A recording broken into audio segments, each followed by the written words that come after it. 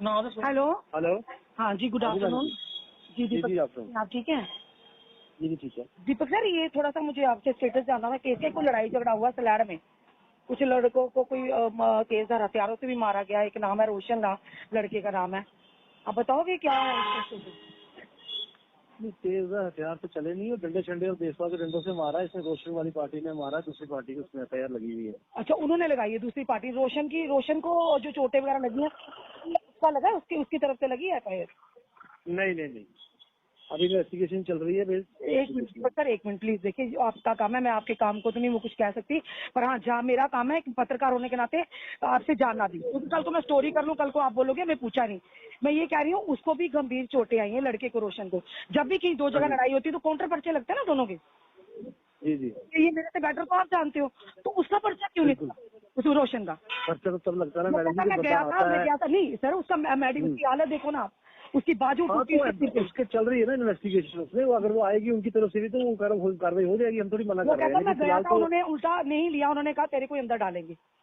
नहीं। अब ऐसी उसमें इन्वेस्टिगेशन चल रही है अभी, क्योंकि उसमें तो बाई नेम एफआईआर इनके खिलाफ लगी है ना। इन्होंने रास्ता रोक के नहीं, गाड़ी रोक बेशक के सर, तो जो उनको। मर्जी सर हो, जो मर्जी हो, ये आपको भी पता है, मुझे भी पता चलो है। देख लेते हैं ना मैडम, क्योंकि इन्वेस्टिगेशन देखो, का पार्ट दोनों है ना। दोनों अगर जब होता ये होगा तो हम कर काउंटर देंगे। पर्चा तो हाँ। लगता है, ये थोड़ी इसकी जान चली जाए तो उसका बाद में इन्वेस्टिगेशन चलती रहे। उसकी हालत नहीं देखी वो आपने? करेंगे, हमें कब मना किया उस चीज को? वो नहीं मना किया हमने करने के लिए। नहीं, कोई नहीं, ये थोड़ी नजर होता कि एक रसूखदार बंदा हो तो उसकी, मैं आपकी नहीं बात करी ऐसे भी कि उनका पलड़ा भारी मैडम हो जी तो गरीब सुनो की ना कोई सुनवाई नहीं। मेरी बात मैं सुनो तो आप। स्टोरी करने लगी हूँ, ऐसी बात नहीं है। पर यही चीज है कि जो कानून के दायरे में आता है उसको तो करना चाहिए ना हमें। किसी गरीब को ये ना विश्वास ना उठे, सीधी सी बात है। चलो देखिए, उसको भी राइट है पुलिस स्टेशन जाने का। पुलिस सिर्फ एक बंदे के लिए थोड़ी ना, दोनों कोई बात पार्टीज नहीं। के लिए। और जब दोनों पार्टियां जाती है, आपको पता है, ये आपको मेरे से ज्यादा कानून पता है कि काउंटर पर्चा लगता है। और मैडम डीएसपी, जी एक डीएसपी का नाम आ रहा है, वो लव, क्या नाम है उसका, लव कुछ नाम उसका आ रहा है, तो वो उसका भी नाम, उसने मारा, उसको डंडा मारा है। वो जो क्राइम ब्रांच में, उसका तो पता करवा ही लेंगे हम, ऐसी बात नहीं है। कोई भी हो इसमें, इन चीजों से थोड़ी कोई बचता है। सच तो सामने आकर रहता ना चलो गरीब ठीक का। है, हम इन्वेस्टिगेशन चल रही है, उसमें देख लेते हैं जो भी वही होगा है हम सर, कर वो मैं देंगे। बिल्कुल मेरा हाँ। काम था आपसे पूछ रहा। आप मैंने किस तरह से। आप बताइए, किसकी धमकियां, कौन धमकियां दे रहा है? सर लवगन के भाई भी दे रहे हैं, लवगन का डैडी भी दे रहे हैं, और इसके बच्चे भी मार दूंगा। मेरा एक बच्चा है, लड़का है, मेरा एक लड़की है। बोला इसके घर वाले को भी मारेंगे, इसके भाई को भी मारेंगे। अब आप डर रहे हो क्या? हाँ, मुझे डर लग रहा है इनसे। कोई अभी मैं थाने में जाऊंगा, ये आने नहीं देंगे मेरे को वापस, पक्का नहीं आने देंगे। मेरे को रास्ते भी मार देंगे। मैं बड़ी शुभ क्या करूँ? मेरे पास माँ बाप भी नहीं आ रहे मेरे साथ, क्योंकि उनको बोला पता है कि वो डीएसपी है, वो छोड़ेगा नहीं। बड़ी मुश्किल से धमकियां मारे, बोला जान से मार देंगे। आज नहीं, 2 साल के बाद, 3 साल के बाद मैं तुझे छोड़ूंगा नहीं। बोला तू कौन धमकियां दे रहा है? ये डीएसपी का बाप भी दे रहा है, डीएसपी भी दे रहा है, सारे दे रहे हैं उनके घर वाले। द्वारका नाथ भी दे रहे हैं। बोला छोड़ेंगे नहीं तुझे। द्वारकानाथ और डीएसपी का क्या आपस में लिंक है? पता नहीं, उनके घर के सामने रहते हैं, उनके शरीक में चाचा ताए होंगे कुछ। बाकी मुझे किसी से कुछ लेने देने नहीं है। उनका झगड़ा होगा, मैंने क्या बिगाड़ा उनका? अगर मुझे कुछ भी हो जाए, कुछ भी हो नहीं होगा जाए भैया, अगर कुछ मुझे नहीं होगा। कुछ भी हो देखिए, जाए ना, कानून सबके लिए बराबर है। यही जिम्मेवार है। नहीं तो मैं खुद, कुछ नहीं होगा। नहीं तो मैं खुद नहीं, नहीं, कुछ खुद नहीं खुद होगा। मर जाऊंगा। फांसी दोस्त मेरे पास आ रहा था, उसको भी इन्होंने वो अंदर कर लिया, उनके डैडी को भी। अब बताओ मैं कहाँ जाऊँ? मैं नहीं भेजूंगा आपको, मैं अंदर रख लूंगा इधर। उन्होंने गाली बगैर निकाली मेरे को, मादर चोद। मैं इधर ही तेरे को, एक केस में बच जाएगा ना, मैं दूसरे केस में डालूंगा तुझे। किसने कहा आपको? एसएचओ साहब ने बोला मुझे, एक केस में निकलेगा, दूसरे में डालूंगा, तुम क्या कर लेगा? ये एसएचओ नहीं है दीपक। बोला आप बदमाश।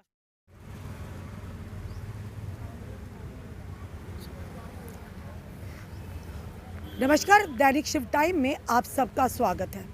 सबसे पहले हम अपने जम्मू कश्मीर के डीजीपी दिलबाग सिंह जी से रिक्वेस्ट करते हैं, आईजीपी मुकेश सिंह जी से रिक्वेस्ट करते हैं, और एसएसपी चंदन कोहली जी जो वाकई काबिल ऑफिसर है, उनसे ही रिक्वेस्ट करते हैं इस केस की तह तक जाइए, ताकि एक गरीब इंसान का जो पुलिस पर विश्वास है वो ना टूटे। क्योंकि जनता जब भी हमें कोई मजलूम, मजबूर, परेशान जनता हमें जब बुलाती तो हमारी ड्यूटी बन जाती है उनके पास जाकर उनकी बात अपने माध्यम से प्रशासन, सरकार, पुलिस के आला अधिकारियों तक रखना। इसमें हमारा कोई ये कहेंगे कि पर्सनल कुछ नहीं है, ना हम जानते हैं। कोई भी जब हमें परेशान हो कॉल करता तो हमारी ड्यूटी क्या बनती है, ये आप भी भली भांति जानते हैं, हम भी जानते हैं। एक व्यक्ति है, रोशन इनका नाम है।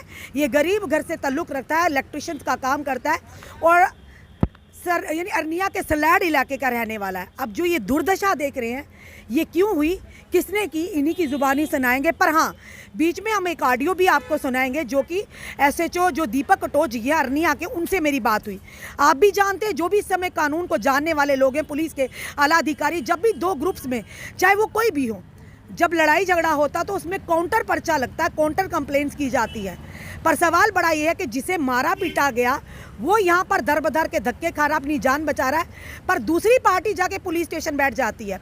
और जब हमारी एसएचओ साहब से बात होती है वो कहते हैं वेरिफिकेशन चल रही है, और ये व्यक्ति कहता है मैं गया था पुलिस स्टेशन, मुझे उन्होंने कहा तुझे अंदर कर डालेंगे नहीं तो भाग यहाँ से, और इसे भागना पड़ा। अब क्या पूरी बात है इन्हीं की जुबानी सुनाएंगे, क्योंकि कल को पुलिस भी कहती है मीडिया बिना पूछे खबर चला देते हैं। तो सबसे पहले हमने दीपक कटोच जी से जाना, अब जानेंगे कौन कौन लोग थे, कैसे मार पिटाई हुई, इनका क्या रोल था, ये भी जानेंगे। जी रोशन भाई क्या बात हुई पूरी दसो गल, तुसी बिना निश्चिंत बिना डरे दसो। ठीक दीदी मैं काम ते गया हाँ, मेरे दोस्त ने फोन किया मिगी कितनी तरीक की गल है भैया? ये दीदी ये 12 तरीक की गल है 5 बजे की ना। ठीक है। तो मेरे दोस्त ने फोन किया, मैं क्या मैं काम ते यार मैंने टाइम लग जाना, मैं आना तू नहीं थाने दा रिपोर्ट करिए, कोई चक्कर नहीं है। दोस्त क्या नाम होता दोस्त? सुरजीत कुमार। उसी क्या है? उसी मारे इन्होंने ना। ठीक है। मतलब जिसले मैं काम ते आया तो उन्हें पहला अपने बच्चे के लिए ना ट्यूशन ले जा रहा, मेरी मिसिस भी करने बैठी थी। अच्छा। उन्हें जिन्ने भी बंदे ना द्वारका नाथ थे उन्हें, और सामने राहुल जोड़े है ना उन्हें मारा उस टाइम। लब सर तुम्हारे दोस्त की मारे? मैं मेरे दोस्त को मारा, और लब सर नहीं है ओले। अच्छा। ओले नहीं है तो उन गलबात हुई जो जो लव कौन है? लब डीएसपी है। डीएसपी? हाँ जी। ठीक है। तो उसके बाद फिर ये गल हुई जंदी, उसके बाद वो चलिए थाने दा होगी वापस आइए। वो इन तक मैं भी स्लैब पुज्जी, मैं भैया क्या होया, बड़ा इ'यां झगड़ा हो गया यार। तो मैं चल ठीक है भैया कोई गल नहीं, मैं चल कोई नहीं 8 बजे ना, तो चल 8 बजे मतलब पौने 7 होए ना, मैं चल कोई गल नहीं अस चलने। आखा यार उनकी दुकान च बड़े मुड़े कट्ठे होए ना, बंदे सारे टीमां कट्ठी हुई, 2 गड्डियां लगियां बाहर। मैं यार असें की लैना देना गड्डियां कोला, चल असें थाने जन्ने एसएचओ साहब की आखने। मतलब आपके दोस्त ने आपको बोला कि लड़के इस तरह खड़े हैं, डर है, तो आपने उसको सलाह दी चल पुलिस मैं चल पुलिस स्टेशन चलते हैं यार, है ना, सीधे चलते हैं कोई बात नहीं। तो और है नहीं, जब आपके दोस्त के साथ लड़ाई हुई आपके दोस्त के साथ हाथापाई भी हुई थी क्या? हाँ मारा था उसको, एमएलसी बनी है उसकी। अच्छा। एमएलसी बनी हुई है उसकी पत्नी के साथ भी? हाँ, एप्लीकेशन पता नहीं ली है इन्होंने या नहीं ली है, एसएचओ साहब ने, वो गए थे। उसके बाद जब वो आया वापस, फिर मैं उसके साथ मैंने बोला चलो गाड़ी में चलते हैं। वो बोला चल भैया से गाड़ी ले लेते हैं, तो चलो चलते हैं। जैसे हम निकले, एक गाड़ी उनकी आगे निकली, पहले उनकी एक गाड़ी आगे, जैसे हमारी गाड़ी, हमारा घर पीछे था उनका। जैसे मैं निकला, जैसे निकले तो थोड़ी आगे गए तो एक गाड़ी आगे चलेगी उनकी, एक पीछे आई। जैसे हम आगे निकले, मैंने बोला ये तो मारेंगे, गाली गुली निकाल रहे थे।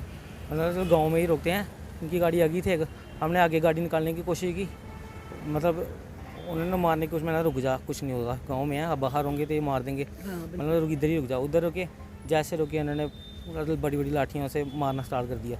मारना स्टार्ट किया।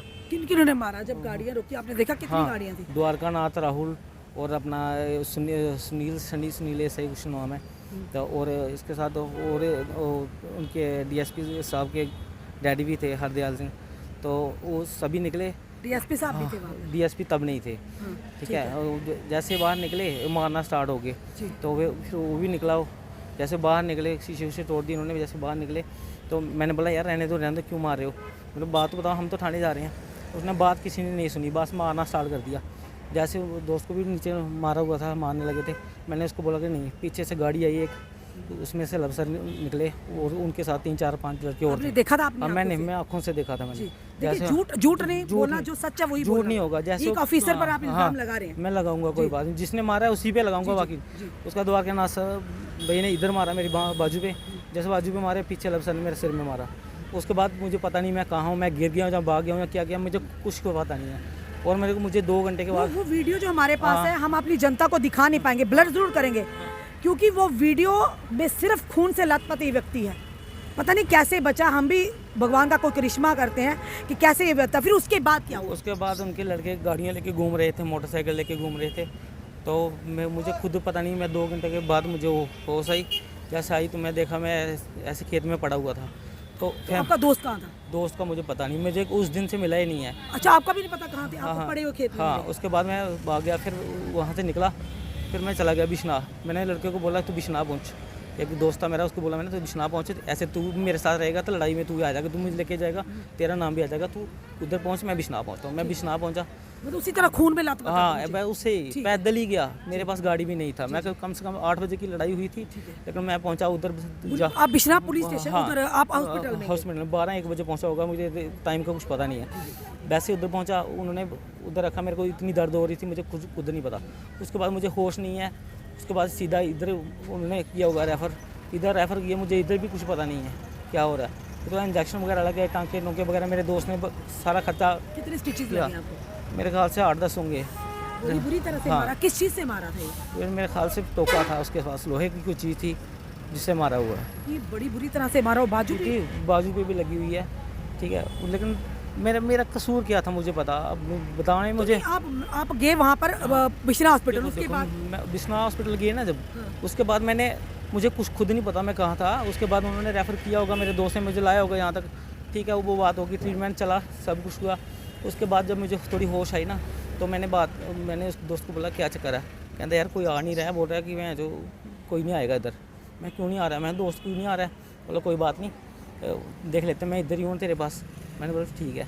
फिर एक बंदे को मैंने बुलाया, सरदार का बच्चा था थोड़ा, मैंने बेटा खाना खुना वगैरह दे जा यार कुछ, जहाँ वो उसको नींद लगी पूरी रात की, वो 10 मिनट रेस्ट कर लेगा, तू आ जा। उसको बुलाया तो वो भी आ गया। तब तक पहले एक SI साहब आए, उन्होंने मुझे बोला कि क्या आप रोशन लाल हो? मैं हाँ सर मैं ही हूँ। तो वो चले गए। उसके बाद शाम को SHO साहब आए, मेरे दोस्त आए एक बार पता लेने। बोला मैंने मत आओ यार, इधर पुलिस आ रही है, आपको उठा लेगी। भाई मैं कैसे बचाऊँगा आपको? तो एक बार चक्कर लगा के गए मेरे दोस्त, मैं ऐसे नहीं बोला।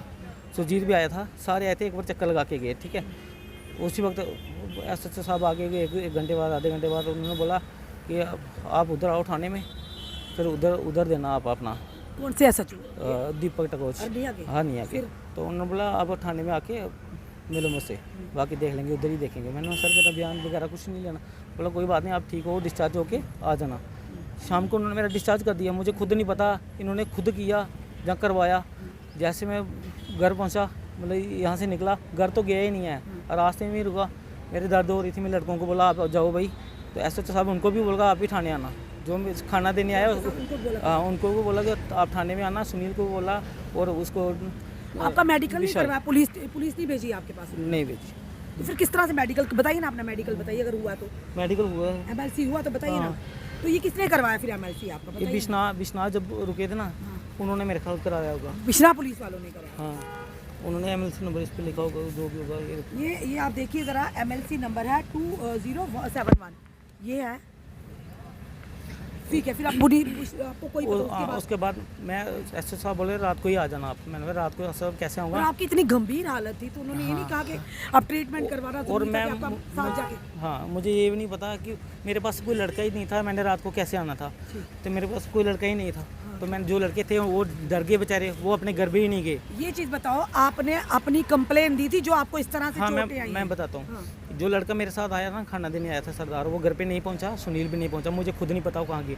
उसके बाद जैसे मुझे पता चला वो घर पे नहीं पहुंचे हैं, तो फिर मैंने सोचा यार बंदे पर घर में नहीं पहुंचे, क्या बात है। मैंने फ़ोन किया किसी से लड़के, लेकिन किसी का नंबर नहीं मिल रहा था। उसके बाद उसने क्या, SHO साहब ने क्या किया कि सरदार के पापा को उठा लिया, बोधराज को, जो विशाल के डैडी थे, जो खाना देने आए थे मुझे पास, उसको उठा लिया। उसके बाद उसको उठाया तो उसको बोल रहे थे आप अपने डैडी को बचाना चाहते हो, आप इधर आ जाओ, डैडी को भेज देते हैं। मैंने बोला ठीक है। फिर मेरे मामा था एक, मैं मामा को लेके, मैं मामा जी प्लीज़ मेरे साथ चलो, क्या पता है वो DSP अपनी साहब अपनी पावर चला रहे हैं, मेरी कोई नहीं सुनेगा तो मारेंगे, ऐसे धमकियाँ दे रहे थे मुझे, तेरे बच्चे को भी मार देंगे, आपके परिवार को भी मार देंगे, आप झगड़ा करते हो। मैंने बोला मुझे कुछ नहीं पता भाई, आपकी ज़मीन की बात होगी, किसी चीज़ की बात होगी, मुझे कुछ नहीं पता। मैं तो खाली उसके साथ गया था। मुझे अगर ये बोल रहे हैं इनकी गाड़ी में हथियार थे, इनके गाड़ी में लड़के थे, अगर हमारे पास हथियार होते तो हम मार खाते, ठीक है ना। बचाव तो करते ना, बचाव तो करते कुछ, तो ऐसा कुछ नहीं है, ठीक है। हमारे पास 2 ही लड़के थे, हम, मैं और सुजीत थे, और कोई भी नहीं था, ठीक है। तो अगर ऐसा कुछ नहीं है, आप बताइए ना एप्लीकेशन दिया? हाँ, उसके बाद मैं थाने में गया अपने मामू को लेके, मैंने मामू चलो मेरे साथ, मामू गए, उसके साथ मैंने SHO साहब के पास गया, उन्होंने बोला ठीक है तू आ गया, बैठ जा इधर। 3-4 घंटे मेरे को टेबल पे बिठा के रखा, बीमार बंदा था, मेरा सिर में दर्द हो रहा था और मेरे को उल्टी भी आ रही थी उस वक्त, है ना। तो मेरे को उधर 3-4 घंटे बिठा के रखा, और शाम को बोल रहे थे इसको इधर ही रख लेंगे, नहीं भेजेंगे। मैंने बोला सर भेज दो, मैं बीमार बंदा हूँ, इधर कैसे रहूँगा। बोला मैं तेरे को हथकड़ी लगा के ना, मैं अपने 2 बंदे भेजूँगा, तू मेरा मुजरिम है, मैं तुझे इधर बैठा पर आपने एप्लीकेशन दी, आपको कह रही चोटें हैं, आपने क्यों नहीं एप्लीकेशन उसके दी? मैंने एप्लीकेशन दी, मैं जनाब ये मेरी लिखी हुई एप्लीकेशन है? लिखी हुई है, बताइए जरा, इधर कहाँ पड़ी पे हुई है। मैंने बोला जनाब मेरी एप्लीकेशन ले लो, तो कोई बात नहीं, आप मेरे को इधर रख लो, कोई बात नहीं, आपकी भी कंप्लेन ले लो। आप मेरी कंप्लेन ले लो। तरीका तो यही होता हाँ है, मैंने दोनों मैंने पार्टीज की, हाँ। मैंने यही बोला, मैंने बोला सर मेरी कंप्लेन ले लो, कोई बात नहीं, मुझे भी अरेस्ट कर लो, कोई बात नहीं। तो उस वक्त सर ने ये देखिए इस व्यक्ति ने भी, रोशन जी ने भी ये एप्लीकेशन लिख कर गए थे।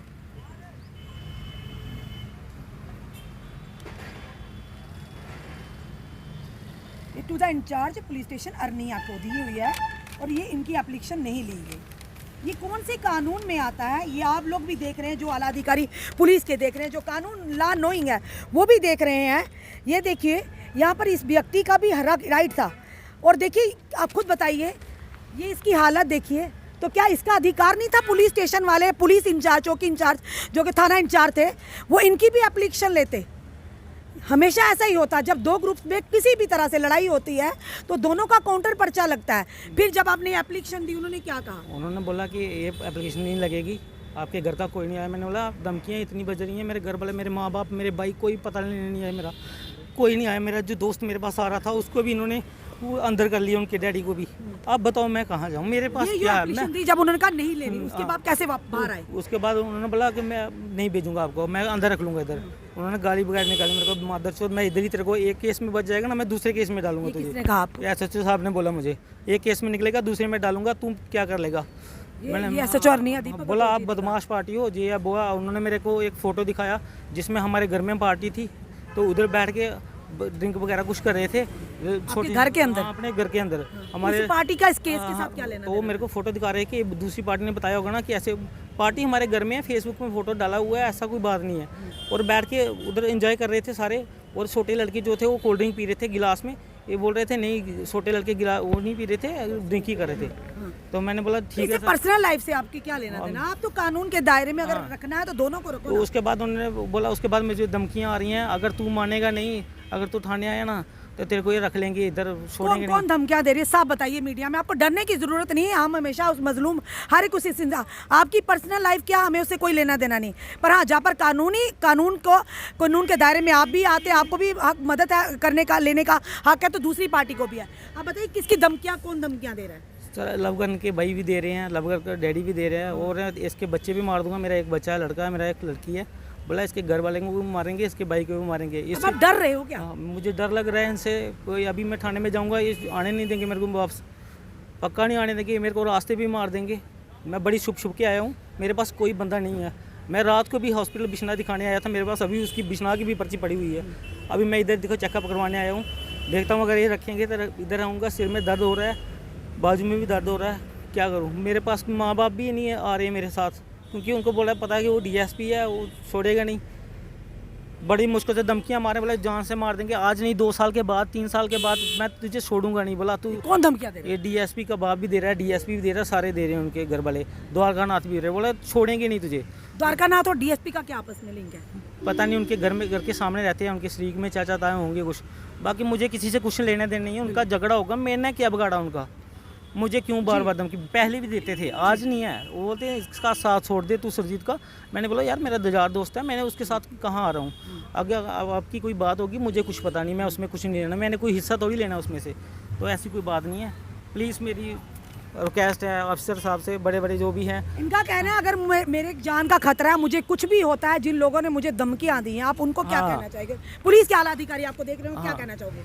वो जिम्मेवार होंगे, लवगन साहब होंगे, द्वारका नाथ होंगे, उनके परिवार के सारे होंगे, क्योंकि उन्होंने मेरे को बाहर के अभी रात को मेरे पास लड़के आए थे, बड़ी मुश्किल से बचा था, उन्होंने टोके वगैरह पकड़े हुए थे। वो बोल रहे थे इधर रोशन खड़ा था, अभी कहाँ गया? मैं अस्पताल में भी आया था? मैं छुप गया था अस्पताल में नहीं आया था, उधर बिश्नाथ जब हॉस्पिटल में गया था ना रात को, तो रास्ते में तो ऐसे बोल रहे थे। तो अभी वो छोड़ेंगे नहीं, मुझे पूरा यकीन है। मेरी गुजारिश है कि अगर मुझे कुछ भी हो जाए, कुछ भी हो जाए, अगर मुझे कुछ भी हो जाए ना, यही जिम्मेवार है, नहीं तो मैं खुद कुछ नहीं होगा, नहीं तो मैं खुद मर जाऊंगा, फांसी लाके मर जाऊंगा। इनका नाम हम आए ना आपकी, आप अपने वहाँ पे मीडिया को क्यों नहीं ये चीजें बताई? दीदी कोई लेता ही नहीं मीडिया में, इन्होंने मीडिया में न्यूज़ ही नहीं चलने दी। इन्होंने गाड़ी भी पूरी तोड़ दी, सब कुछ। इनकी गाड़ी कम टूटी है, जो भैया की गाड़ी थी ज़्यादा टूटी हुई है। इनको कोई पूछता नहीं है, इन्होंने मीडिया में एक फोटो भी नहीं आने दी। हमने आपकी स्टोरी कवर की ना, और दूसरी पार्टी जिनके ऊपर, जिन ऑफिसर के ऊपर, लवकर्ण सर के ऊपर जो डीएसपी है क्राइम ब्रांच में, उनके ऊपर ये इल्ज़ामात लगा रहे हैं। हम तो इल्ज़ामात ही कहेंगे। अगर आपके पास प्रूफ है कि आपके पास भी अपनी बात आप रखना चाहते हैं तो आपका भी हमारे चैनल में वेलकम है, क्योंकि ये गरीब व्यक्ति, इन्होंने हमें बुलाया, हम अपनी मर्जी से नहीं आए, इन्होंने बुलाया तो हमारी ड्यूटी बन जाती इनकी बात को सुनना। और जिस तरह से आप देख रहे हैं इनके सर पर लगभग 7 से 8 स्टिचेज आए हैं, बाजू इनकी टूटी हुई है, तो इनकी कोई भी कंप्लेन नहीं लिखी हुई। हम DGP Jammu, IGP Jammu, SSP Jammu sir से और डीएसपी जो आरसपुरा के, उनसे पूछते हैं, एसपी हेडक्वार्टर आरसपुरा से जानना की प्रयास करेंगे। शायद कानूनी दाव पेच हम इतने नहीं जानते हैं। जब भी दो ग्रुपों में या गुटों में, दो परिवारों में, किसी में भी जब झगड़ा होता है तो दोनों को अगर चोटें आती तो क्या काउंटर पर्चा नहीं लगता? ये बहुत बड़ा सवाल है।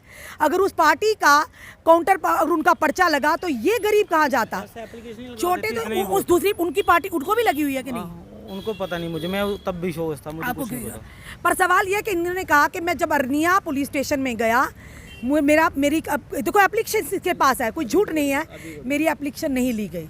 इवन कि अगर देखा जाए, जो हमने आज तक देखा है कि दोनों काउंटर पर्चे रखते हैं, पर यहाँ पर आप खुद ही समझ सकते हैं क्या लगता है कि यहाँ पर रसूखदार और रसूखदारी गरीबी पर भारी पड़ गई। ये बड़ा सवाल रहेगा। अब ये व्यक्ति इस समय परेशान है कि मुझे किसी टाइम भी मार देंगे, जबकि इसने कहा इनका कोई झगड़ा होगा कि इनके दोस्त का उनके किसी और के, यानी कि जो जिन ऑफिसर का नाम रहे उनके किसी मोहल्ले वाले के साथ। मेरा कोई लेना देना नहीं। हम पुलिस स्टेशन जा रहे थे उसी चीज़ की शिकायत करने के लिए, जबकि उससे पहले इनके दोस्त, उसकी पत्नी को मारा गया बीच सड़क के। पर सवाल बड़ा है, इसका क्या दोष था, इनका क्या दोष था और क्यों नहीं? सबसे बड़ा सवाल हम पुलिस पर ये सवाल, ये निशान है कि अगर आपने उनका कंप्लेन ली तो इनकी कंप्लेन क्यों नहीं ली? आपको ये सही नज़र आ रहा है, झूठ नज़र आ रहा है। इसीलिए आज के दौर में जनता पुलिस पर विश्वास करने से डरती है। इसीलिए जनता पुलिस से बेटर चाहती है कि मीडिया के माध्यम से हमारी आवाज़ सामने आए। पर हमें अपने पुलिस के आला अधिकारियों पर विश्वास है, वो ज़रूर इस केस की छानबीन करेंगे। और फिर से हम कह रहे हैं, जो दूसरा पक्ष सुन रहा है, अगर आपको भी लगता है कि इन्होंने झूठ बोला है तो आप आ जाइए, सच क्या वो भी सामने लाइए। पर ये जो कंडीशन इस व्यक्ति की है, खुद तो नहीं करेगा ना। इन्होंने भी अपनी बात रखी, क्योंकि ये कह रहे हैं मैं डर कर यहाँ पहुँचा हूँ, किसी टाइम भी इस पर हमला हो सकता है। पर पुलिस का काम है इन्हें भी सुरक्षा देना। ये भी देश का नागरिक है, इनका भी अधिकार है। अब देखना ये है कि आला अधिकारी इस केस को किस तरह से हल करते हैं। जो वाकई में सही होगा, दोषी होगा, उसे किस तरह से कानूनी दायरे के अंतर्गत लाया जाता है। अब ये व्यक्ति अकेला है, जो खाना देने आया उन्हें पुलिस स्टेशन में उसे भी बंद कर दिया गया। तो जनाब फिर इसकी कंप्लेन क्यों नहीं आपने लिखी? ये सवाल बड़ा, ये अरनिया के जो एसएचओ उनके मेरा है, क्योंकि मेरी उनसे बात भी हुई, हमने आपको ऑडियो भी बीच में सुना रहे हैं, और वो ऑडियो के माध्यम से सुना होगा आपने कि एसएचओ साहब ने क्या कहा, कि किस तरह से उन्होंने कहा कि अभी वेरिफिकेशन चलेगी, तब तक अगर इनकी जान चली जाती तो जिम्मेदारी क्या आप उठाते? अपने कमेंट, अपने सुझाव हमें ज़रूर दीजिए। इस वीडियो को जितना हो सके शेयर कीजिए। जुड़े रहिए हमारे साथ अगले अपडेट के लिए। जय हिंद, जय भारत।